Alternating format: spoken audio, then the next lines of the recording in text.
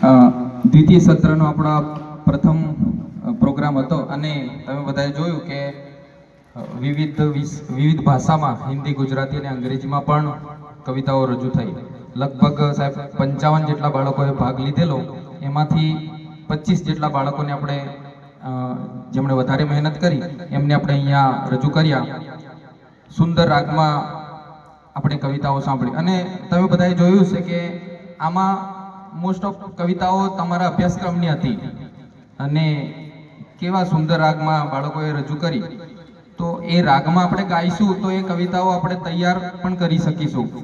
બીજું કે આ ઉમેશ સાહેબે કીધું એ પ્રમાણે આપણો સ્ટેજ ફિયર છે અહીંયા આવીને બોલવાનું, પગ ધ્રુજતા હોય, હાથ ધ્રુજે, માઇક પણ પકડાય નહીં. તો એ તમારો જે ડર છે ને એ દૂર કરવાનો આ એક પ્રયાસ છે અને ઘણા ક્લાસોમાં જબરજસ્તી તૈયાર કરવા પડ્યા અને ઘણા ક્લાસમાં લાઈનો લાગી ગઈ કે સર મારે ભાગ લેવો છે.